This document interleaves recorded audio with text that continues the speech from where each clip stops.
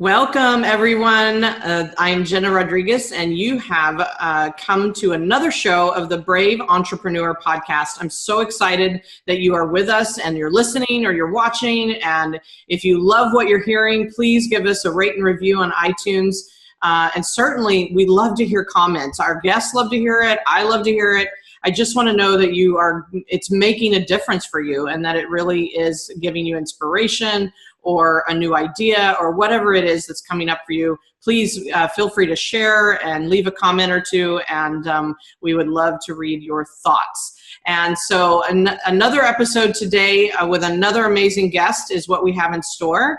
And our guest is Belinda Pruyne, and I am going to bring her on in just a moment. For those of you new to me, I just want to give you kind of an overview of what I'm all about and why this show exists. I am a brand and business and Brave strategist, and my business is called Brave Masters. And I found out a couple years ago that what my entire life has been all about is getting my brave on.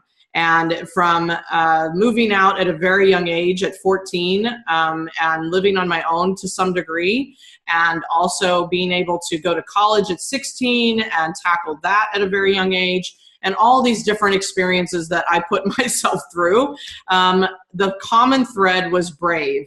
And one of the biggest experiences of brave has been inside of entrepreneurship. And so I've been an entrepreneur over 11 years now, and there is no shortage of brave.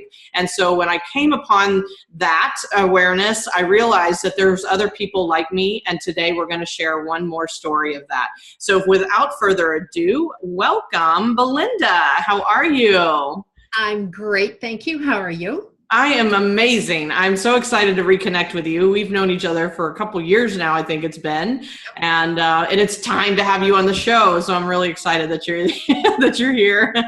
Absolutely. So tell everybody who you are, what your business is about, and just give people a little insight. A little insider view. Yes, okay. Under the hood. My name is Belinda Pruyne, and my company is Business Innovation Group. And I am a business growth strategist and leadership advisor for executive management for small business owners and entrepreneurs, really working with each demographic to develop a business or career path that is of greatest meaning and value to them. So we start out working with a value catalyst indicator, helping them to uncover what has to be in my business for me to be happy, fulfilled, and successful. Then I specialize in taking that information and helping you take what you offer with your company and bring it to corporate, right? Asking you to expand your thinking a little bit of what you think corporate is, because it can be a local bank, it could be a church, it could be a hospital, a university, as well as the things that we all think of. And think about what you do, because 95% of the people I speak to have something to offer corporate, but only 60% know they do. And of those 60%, only 20% take themselves seriously. Yeah. Right? There's so many opportunities there. So I like to say that I partner with these business owners to make uncommon connections for great recognition, reward, and fun. And fun, of course. That is like one of your values for sure.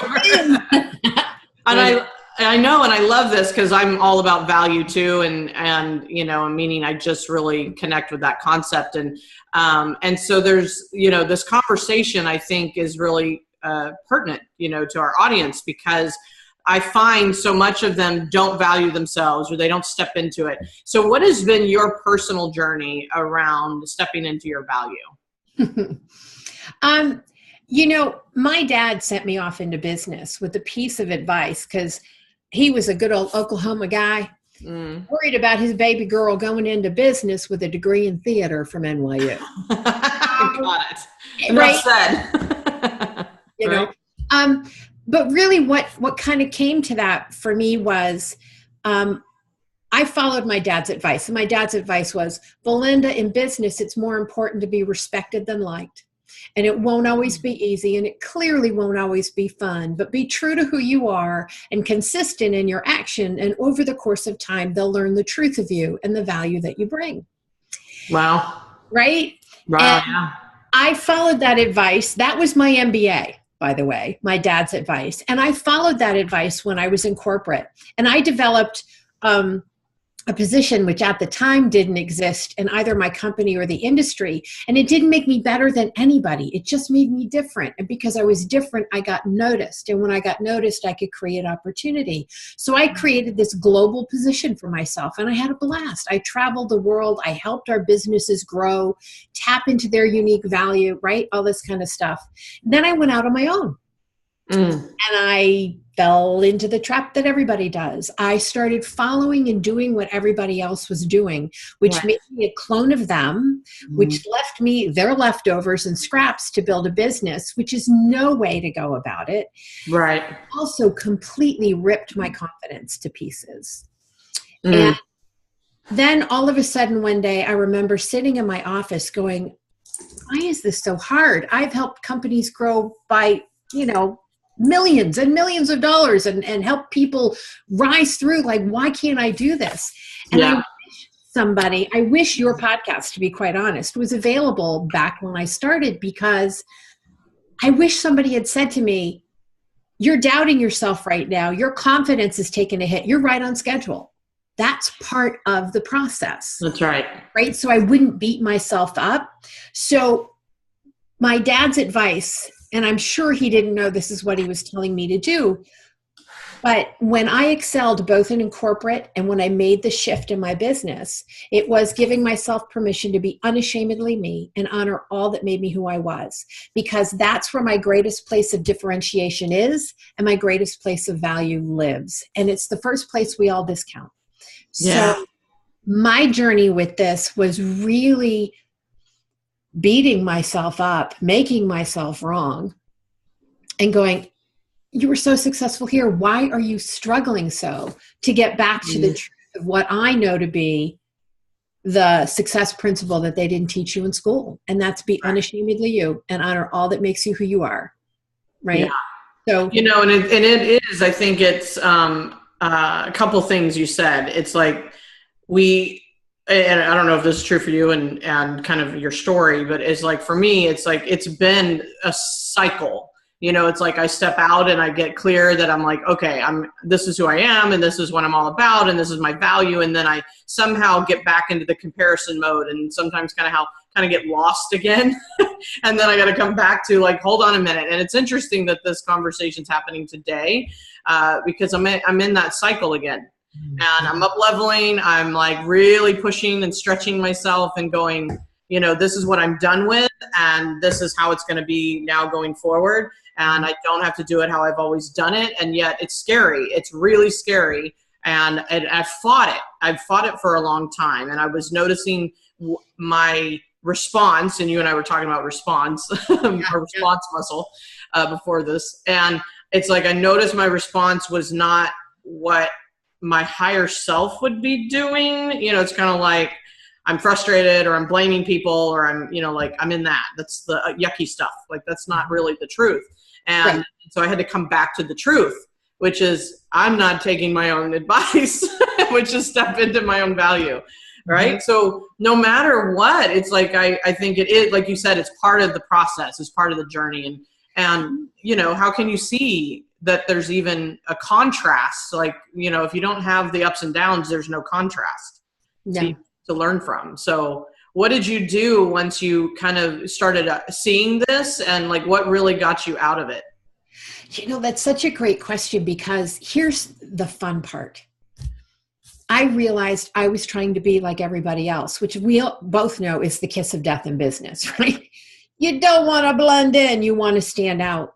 And I didn't value the things that came easiest to me because I thought they came easiest to everyone, and they don't, right? I grew up in a household where my mom was an artist and my dad could do logarithms in his head, right? So we talked about this. My mom was an artist, and my dad was a computer programmer. Like, isn't that wacky? Well, and that makes sense because we connect on so many things. We grew up at the apex of creativity and business our whole life, so we don't look at things the same way people do. That's right. I thought everybody did that. So once I began to recognize and acknowledge that was important, and I didn't go, that's just me. Like, Right. right. But I began to go, wow, that has value. That's I had somebody in my office in corporate come in one day and say, we're going to change your title. And my title went on forever. You know, I was a global director of creative, you know, all this kind of stuff. Be in the next town by the time they finished it. Right. I said, really? He goes, well, I said, what are you going to call me? He goes, Chief Visionary Officer. And I'm like, why would you call me that? And he said, because when we have a problem that we can't figure out how to fix or we've never experienced before, we bring it to you because you solve stuff like that all the time. Or when we have an employee that we know is just chock-a-block full of talent, but we can't figure out a way to crack in and help them, you know, step into it, we bring them to you. And the third thing was, when we have a client that can't understand what we need to do, you have a way of communicating that helps them see both sides. And he walked out of my office and I went, that's important. So when I had that's something special. I thought everybody did that. Right? I know, right?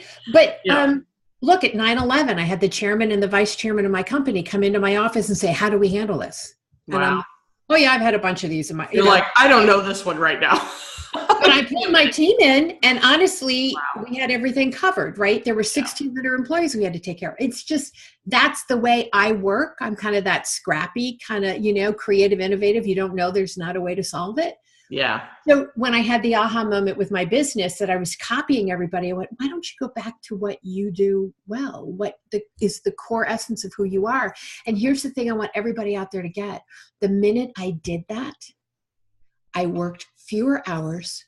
I made a lot more money. That's right. I was not as stressed, and I was having fun for the first time in a long time. And it was a great reminder. It's like, stop trying to put on a size 7 shoe when your foot is size 9. Stop it. Yeah, I love that. I mean, you and I mean, that's the part we connect on so much is just that specialty. And I think, you know, even if they don't have that apex, you know, that combination, everyone has something of value. And I think that's the missing link sometimes is we diminish what comes so naturally to us and that everybody else struggles with. Yeah. Stop diminishing it, right? Exactly. You know, I have a thing where I say the level of success you achieve is directly connected to your level of self-awareness, right? Love that. Yes. Oh, it's so true. It is so true. You know, and I have a saying that I say, look, everybody has a story. It's what we do with our story that says who we are and what we'll achieve. So are you using your story to hold you back? Or are you using it as the thing to motivate or action you forward? I love it. Yeah, you know, and the whole thing of it is you can make yourself wrong. You can put yourself down because you don't look, sound, or behave the way everybody does, or you can tap into the brilliance and the gifts that has to offer and capitalize on it. Right. The world is waiting for you to show up. I love it. I love it. And I so agree with that. And I think, you know, for the sake of this show, you know, I think what people, or at least what came up to me when you said that, is there are things about my nature, like I'm an introvert. I'm not really like, I mean, this would have not even been in my, 3 years ago, 4 years ago, I don't know how long, I wouldn't even have thought to do this, right? And be comfortable with it and, you know, and put myself kind of out there in that way, in these big ways, especially with technology and social media and the internet. You can reach lots of people in a matter of seconds, and it comes with fears, and it can come with doubts and hesitations. And so my point is like, what part of your journey was, maybe it's not your natural state, it's maybe not the first thing you would go do, but you had to do it for the sake of your business and for the sake of people getting your brilliance? Oh, that's a great question. So it's the brave. Like, what did you have to get your brave on about and break through? I mean, really, it's a lot of what you're talking about here in not just giving it kind of talk value of, yeah, I get my value, to really owning it. Right. Yes. Sure. And part of that comes down to like our stories. Like, so if you had to be a perfectionist growing up in order to be loved and accepted, if you don't really make peace with that part of who you are and you step out in business, you're not going to be a good leader, because you're either going to browbeat your team to do it your way, or you're going to push them aside and do it yourself. Now, the pro to being a perfectionist, right, tells me you're going to do whatever it takes to get that job done. Quality matters to you, right? You create an environment of excellence. Right. That kind of a thing. So when I think of having to put my brave on, part of putting my brave on was actually being vulnerable in front of other people. Yeah. Because, I got it all together. I can handle it. That's right. I'm perfectly together. Yeah, right. And inside you're like, oh, chocolate mousse. You're a mess. You're like all over the place. Yeah. So part of it was giving myself permission to be perfectly imperfect in every way and taking action before I had it together. Because think about it. I come from a marketing background. If I needed something done in China, I just picked up the phone and it was always top quality. And then you go out on your own and you're like, okay, I don't have a production studio. I don't have the art director team. I don't have all of these things. I am the studio. Yeah, right. I am the technology person. Right. And I tried so hard to get my ducks in a row. And it's that errant duck, the one that won't line up, that would inevitably give me the biggest gift and teach me what I needed to learn. And part of it was being perfectly imperfect. I'll never forget the first time I did a webinar and we were doing a replay and there were technical issues. So we were having to go with the recording and it wasn't syncing up. You would have thought somebody had just stolen my child. I was, but it's not perfect. It's not like that. And I'm like, oh my God. Now I'm like, yeah, there's a delay. Yeah, good is good enough. It's all good. And my oops email, when the link wasn't working, right? I got higher open rates with my oops emails than I did the others. So it's just, right? It's just giving yourself permission to not walk away from your business because it doesn't look like you think it's supposed to. Yeah, for sure. It is what it is. And when you embrace that, then you can create what you'd really like. So. That's so good. And we can maybe make a little sound bite here. It's like, it's the oops that matter. Yeah. Because people can see the relationship to you, right? It's like, oh, I do that, or she's not perfect. Great. I can relate to her now, right? Or she doesn't have it all together or whatever. Because I'm with you. Like one of the biggest things that shifted for me in the business was when I got vulnerable, when I stood on a stage and would say, I've been bankrupt, being honest and real or not perfect, or I don't have it all figured out, I think is just really powerful for people to be reminded right now because we're all human. Yeah. We all put our slacks on the same way, one leg at a time. It's the kind of thing that, and what I loved is people go, well, you're a CEO of a company or you're this or you're that. I'm like, yes, I am. Right. Not the entrepreneurial mindset, but the CEO mindset. But I still have the same fears that you do. Yeah. I still have the same. And as we were saying, it's my rebound muscle that has improved. Like I have a friend, Thomas Crum, who's written numbers of books, and I love him. And one of his quotes is, the daily struggles and conflicts are still there. It's our relationship to them that can be totally different. Yeah. Instead of seeing the rug being pulled out from underneath you, you learn to dance on a shifting carpet. Nice. Right? Love that. So don't get so attached to the outcome. Yes. How it's supposed to look. Be with what's possible. Yeah. I love that. So learn to dance. Learn to dance on a shifting carpet. Yeah. It goes on and it says, the stumbling blocks of the past magically become the stepping stones to our future, and the walls and boundaries of old offer interesting vistas as we move beyond them. Yeah. And I've had that quote in front of me on my desk for almost 30 years. Wow. I need to look that one up. I love that, right? What a manifesto to live by. Yeah. Yeah. Yeah. It's from his book, The Magic of Conflict. Okay, great. I'll look that one up. Love that. Yes. Listen, everyone, pick up the book. It's great. Tom's wonderful. He's wonderful. The quote. Yeah, Tom. So I want to ask now, well, first of all, we've kind of talked about some of your brave moments, but one, what does brave mean to you in the first place? It means letting go of the story around fear and discomfort and not letting it dictate the actions that I take or how I feel. Yeah. It means taking a stand for what I believe in, even if everyone around me disagrees with me 100%. It means living my dream, my definition of success, building a company the way I want it to be. Like, imagine the guys who were building Cirque du Soleil back in the day. They were ridiculed, and it was blasphemy. And in 20 years, they made more money than Ringling Brothers did in 100, right? So getting my brave on for me is really giving me permission to honor me and to do it my way. And if it doesn't work out, that's okay, because it just gave me the learning that I needed to achieve what I'm really going for. And it's so powerful. And I know that it's one of the things that you give your clients is that partnership, that support. So in that moment of, oh, can I do this? You're like, yeah, like, yes, you can. And I know you can. Lean into my belief because I've got it for you. Right. That's right. Yeah. Which is great. I love that. And thank you for sharing that definition. I ask that always, and yet it's like whatever is said is like, I mean, the definition would be a book long because everything that's said in its own unique way is so accurate. And it's just like that different perspective of kind of the same thing, but it's just so big.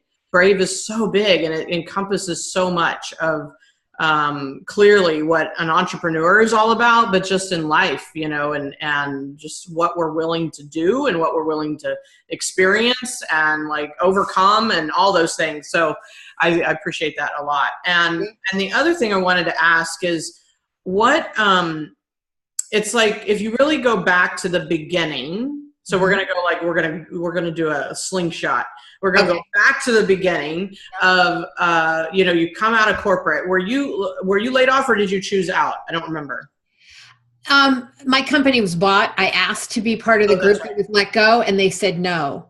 It's like, you're the only one that knows what's going on around the globe. I'm like, but come on. And so 2 years after that, I was let go. Okay, got it. All right. So some variation thereof. Yeah. So when you're really, really setting, I mean, I remember the day I left corporate, and I remember the day my first business, I went into my first business and then I left my first business because I had to file bankruptcy and close the doors. I remember all of those emotions, and I remember the thought and action I took the next day. Do you remember how you really emotionally, and I mean, obviously, action wise, got started and what you had to go through to like step in to entrepreneur? About 2 years before I stopped working in corporate, I had a moment, epiphany, that said, I want to do what I'm doing for the average Janes and Joes of the world rather than just this big multi-billion-dollar company, and really make a difference in the world, right? Yeah. So when I left, I gave myself some time off to kind of figure things out. But I had this yearning just kind of burning within me. And I'll be honest, I had no clue what to do or how to do it or why, or very little clue. And I just started going about it and reaching out to people and saying, would this be something that would interest you? And I also have to say, in my corporate career, there was one of me per agency, and everybody wanted a piece of me. I didn't have to ask anybody. I never had to really interview for a job, right? I was always sought out. So for me to then go into this position where I had to ask you to work with me, you would have thought English was my 14th language. And I mean that sincerely. I was like, so what do you think you might, And they'd go, what was that? And I'm like, oh my God, it was so hard. It was so hard. And that's when I realized, why am I trying to do this alone? There are people out there that can help me break through this. You're not the first person in the world. But I had to go through this. I'm actually going to write a book on this. Have you ever heard of Portia Nelson's poem on the autobiography in 5 short chapters? No, I don't think I haven't heard it. It's a quick little poem that talks about the many phases of change. and Okay. it's wonderful. Mm. And I was going through it, and much like you were saying, you had your business and then had to file bankruptcy and go back. I did everything I thought I was supposed to do. And with the marketing, I got the marketing, I got the thing, I'm learning how to speak, and I get to the edge of the cliff, and the next step I'm like paralyzed by. Yeah. And so I'm like, okay, I've done it wrong. So I turned around to go back. And I started all over, and I did all this kind of stuff. And this time I added more, and I had this, and I got to the same place, the same edge of that cliff, and I got paralyzed. And I'm like, oh, see, you're not good enough. Mm-hmm. Go back. And the third time I did that, I stopped and I said, so are you going to let this story dictate the truth of what you can create? Right.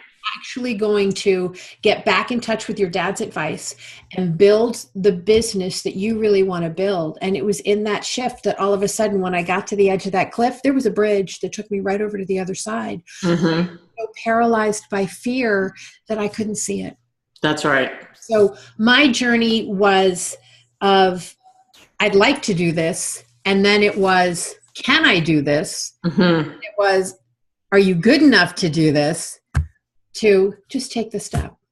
Yes. Did that answer that question? Oh yeah, no, it's great, because it's like I would love for people to get from that is the thought process. It's kind of like, oh yeah, I'm excited, I'm ready, I want to do this, I want to do it on my own, I know I can do it, right? That's the belief stage. Yeah. And then it's like the doubt stage comes in, and then the not enough stage comes in, right? And it's like, it's how you deal with those and respond and your awareness to them. So if we can circumvent that for anyone listening right now, Truly. so this is normal. Don't quit. Don't, just stay the course. And I call your just kind of next step is, I call it just get off the fence. It's kind of like, just make the next decision. Just take the next action. Baby steps and all. It's like motion will get you farther than staying on the fence and not doing anything about anything. Yeah. And maybe the bridge will show up when you take the first step. It's like, what is that movie? Is it Indiana Jones, right? Isn't it Indiana Jones?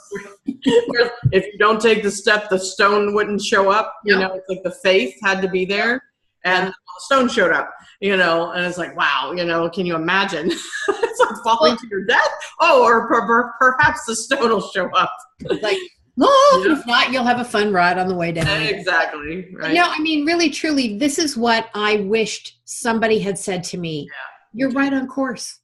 You're right on track. These are just part of the feelings. It's part of the journey to find your equilibrium, to build your rebound muscle so that when you knock down, you come right back up and go. It doesn't derail you for a week, a year, a month. It derails you for an hour or a day or whatever. But you're so much more hip to what's going on that you can course correct, because you can't course correct unless you're in action, unless you're in exactly.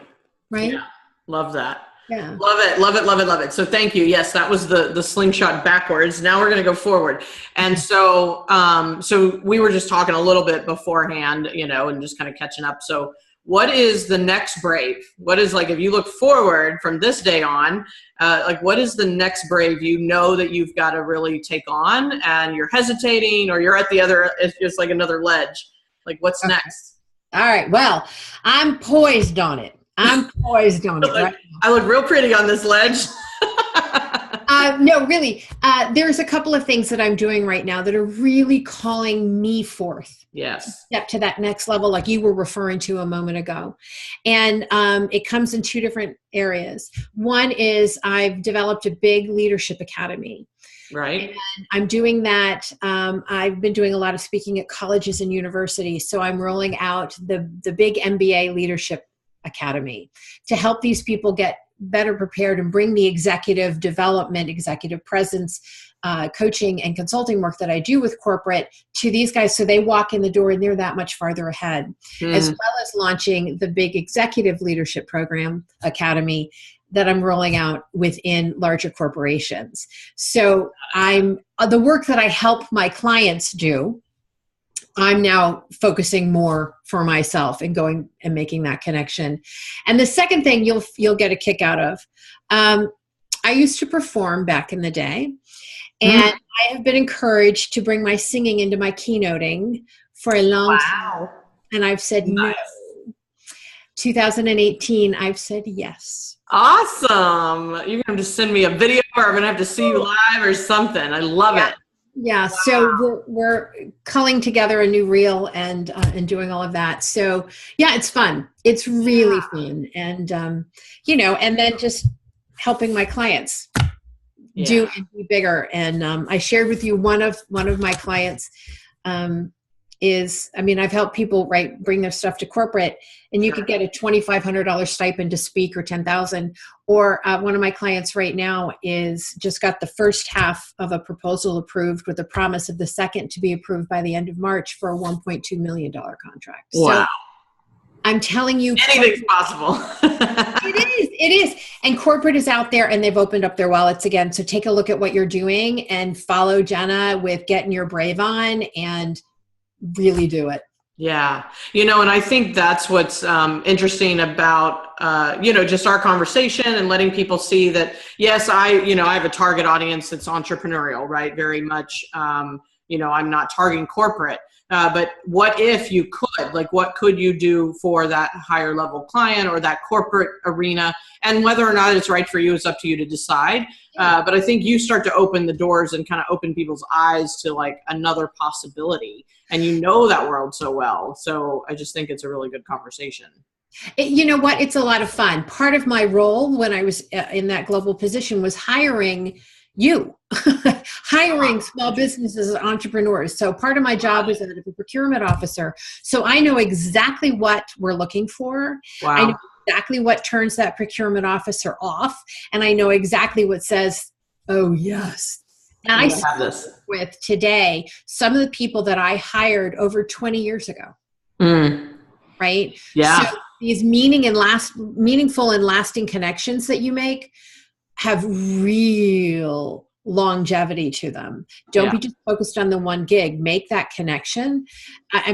My secretary, who took over North America for me and then went off and had her own career after that, she took all my people with her. So when you make a meaningful connection with the decision maker, the gatekeeper notices that, right, or becomes a decision maker, and then you got two people going. So there's so many things and ways you can do it, but it's good. Yeah, no, that's awesome. And it opens up just another conversation in people's minds and what else is possible. And I just think that's really powerful for people to get is, I always not worry. I'm not a big worrier. Thank God, not anymore. That's that rebound muscle. Yep. But I look at people struggling. I definitely see the entrepreneur mindset struggle and just kind of I only see one way. I only see this, the blinders are on. And I think when we start to open up the ideas and not to take action on every idea, I think that's also sometimes a mistake. It's hold on a minute, that may not be right now, maybe later, or it's not the right time. But it's you have to have the idea in the first place to even have it be possible. And so if you can open the kind of the 360 degrees of possibility in your business or your life and dream bigger, it's funny that you say yes to what you said yes to in 2018. And I'm saying yes to 10X myself. And I have to I'm in the process right now of doing kind of a brain dump of what does that mean? What does it look like for my clients? What does it look like for my mastermind? What does it look like if I could have it any way I wanted, even if it's 10 years from now or 1 year, whatever, because sometimes that gets in my way. I can't do that right now. I can't do that right now. Right. But it's dream bigger and come up with the ideas, and then you can scratch it off or white it out or whatever. But it's when you don't even think it's possible, $1 million corporate contract or whatever. It's then you play smaller. So yeah, absolutely. And expanding your idea, expanding your view of what's possible is huge. And with regards to the work I do, corporate could be that local hospital or college or university, as we were saying before. And what problem do you solve for them? When CVS made the change, the decision to become more of a health-focused company rather than a pharmacy, the first thing they decided they had to do was stop selling cigarettes. Well, they needed the financial people to come in and evaluate how much money are we going to lose. They needed people to come in and train the people that were on the front line. How are they going to deal with the customers that are not happy that they can't buy their cigarettes there anymore? They had new designers. I could go go on and on. So Yeah. think about what you do, and with all the change that's going on in business today, how might you be a unique solution for them? Yeah. Think outside the box. I mean, truly. So I love it. I love it. I love it. Okay. So yes, you and I could talk all day. So It's we're true. gonna close it down. But here's the thing. First, I want to make sure that everybody can connect with you. So please share like your website or whatever's best. All right. Start there. My website is business innovation, singular, innovationgroup.com. Perfect. And there's all kinds of information there. If you want to get in touch with me, you can simply go to that contact page, fill it out. Any questions, you can even say, heard you on the Brave podcast with Jena. And, you know, any question that you have, you can bring to me there as well. Awesome. And you mentioned something about a value indicator. Is that something they can get there as well? Yes, I want to share my daddy's love with you. Yay. Come on, Daddy. I know. I can't say or talk about it without the little twang that he had. I get it. I totally get it. But yeah, what I did was I took my dad's advice and I created what I call the value catalyst indicator. And I want every one of your listeners who would like to have the opportunity to be able to work with this value catalyst indicator, get back in touch with what's most important to you. When you do this, making decisions is easier. It becomes a template. Do I want to roll that out? I don't know. Does it honor those values? Because if it doesn't, walk away. It won't yield you what you want or higher, whatever. So you can go to valuescatalyst.com and it's there for you free. Wonderful. Well, thank you. Thank you for that gift. And that sounds really intriguing to me as well. Like because it speaks my language. I love that value conversation and sticking to your truth, right? And unapologetically. So great tool. So we'll make sure that's in the show notes as well. And so final question as we close out is I always like to ask if this was your last show, your last interview, and this was your last chance to share a message with the world, what would it be? Your final words. My final word would be unashamedly you. Got Leaders come in all shapes and sizes, socioeconomic groups, genders, sexual orientation, introverts, extroverts, ambiverts. And the truth is that every single one of them is needed for this world to have balance and harmony. And what's missing is you. So be unashamedly you. I love it. You are. Yeah. Yay. I love it. Thank you for that. It's really, honestly, it's like your job is done. Ta-da. Yes. Yeah, job is done. Well, thank you so much, Belinda, for being here. I'm so glad to reconnect with you. This has been really fun, as always.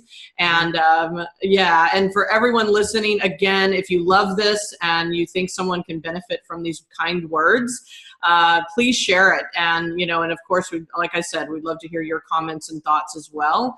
And just keep doing you, as we've talked about today. And just remember, brave is a choice and you can choose it every single day. So let's go get our brave on. Bye, guys.